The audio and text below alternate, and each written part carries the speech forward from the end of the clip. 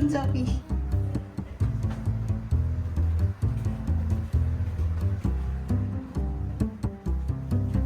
그래도 이 집은 좋은 게 이런 히든 공간이 있어가지고 좀 잘 살릴 수 있을 것 같아요.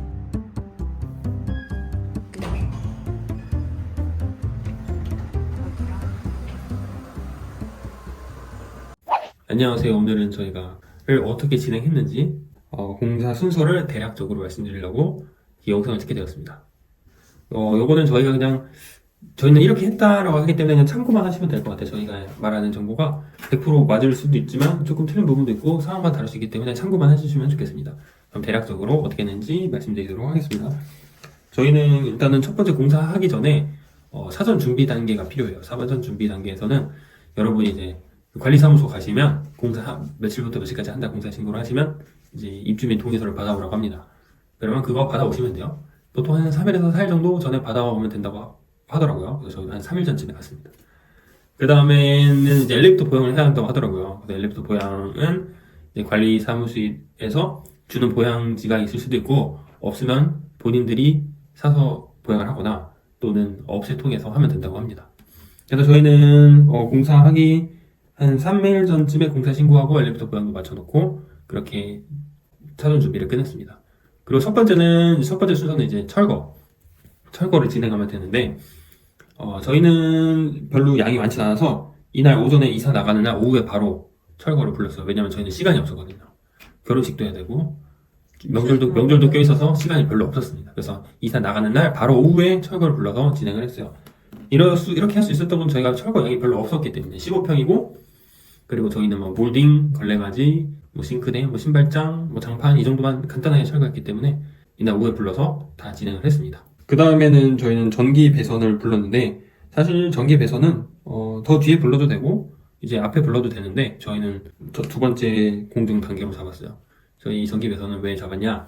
저희가 이제 인덕션을 쓸 예정인데 이제 인덕션을 쓰려면 요즘은 단독 전기 배선을 뽑아야 된다고 하더라고요.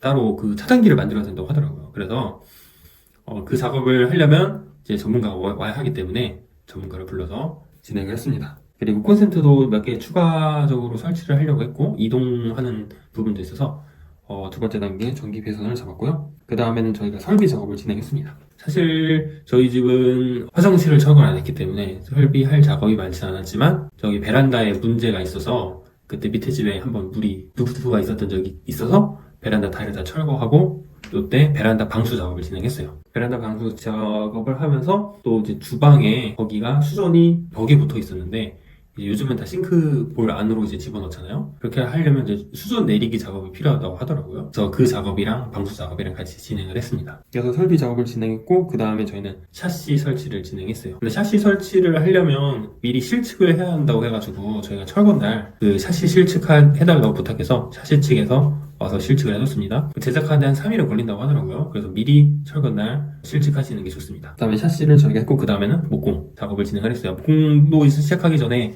저희가 화장실 방문이랑 문틀 하나를 교체하는데 그것도 이제 미리 실측을 해서 발주를 넣어야 된다고 하더라고요. 저희도 부탁을 해서 이제 철거 다음날 이때 실측을 해서 미리 목공소에 발주를 넣었습니다. 그것도 제작이 한 2, 3일 걸린다고 하더라고요. 그래서 그렇게 해가지고 목공을 하루 만에 저희가 완료했어요. 양이 별로 없었기 때문에 저희가 두 분이 오셔가지고 두 분 불러가지고 하루 만에 끝냈습니다. 그래서 뭐 특별하게 한 건 없는데 중간에 아치하고 문 설치하고 뭐 그 정도만 했는데도 그 두 분이서 하루 하는데 빡빡하게 끝냈다고 하시더라고요.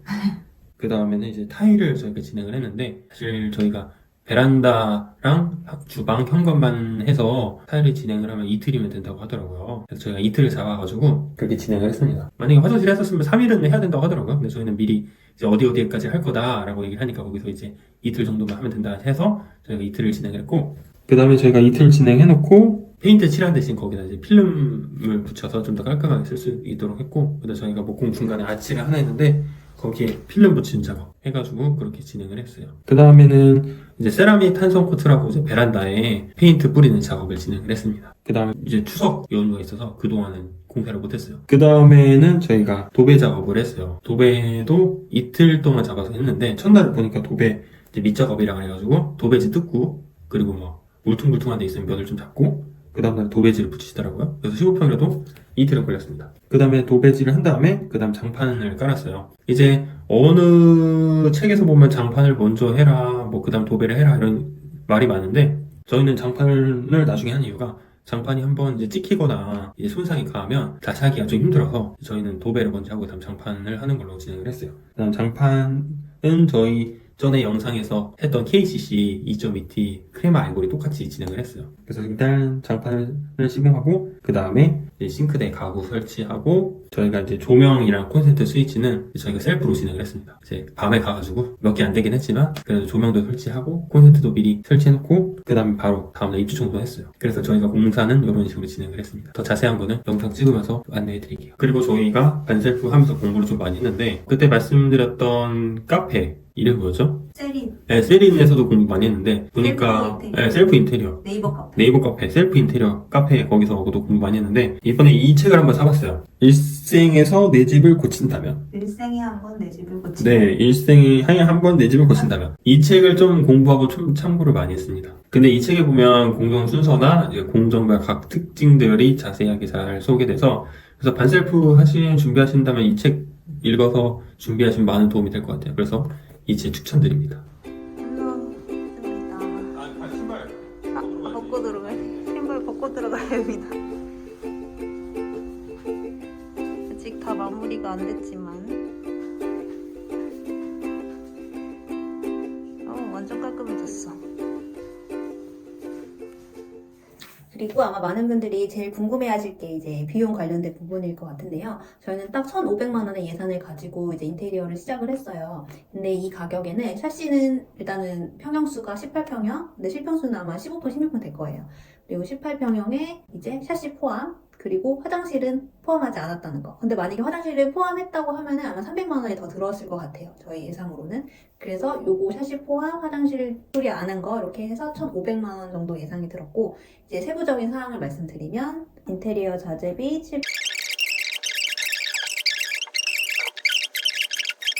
다 해서 1,510만 5,680원이 들었습니다. 아주 가성비 있고 저렴하게 잘 나온 것 같습니다. 1,500만 원 치고 정말 잘 나온 인테리어라고 저는 생각해요. 이렇게 하면 반셀프 인테리어를 하면은 많은 돈을 아낄 수는 있지만 근데 개인적으로 굉장히 시간이 많고 여유롭고 자기 이렇게 일과가 좀 보장이 되는 사람들에게 추천을 합니다. 감리를 잘 못하면 저희와 같은 아까 그런 불상사가 일어날 수 있으니 그런 거는 좀 주의해 주시고 이상 시청해 주셔서 감사합니다.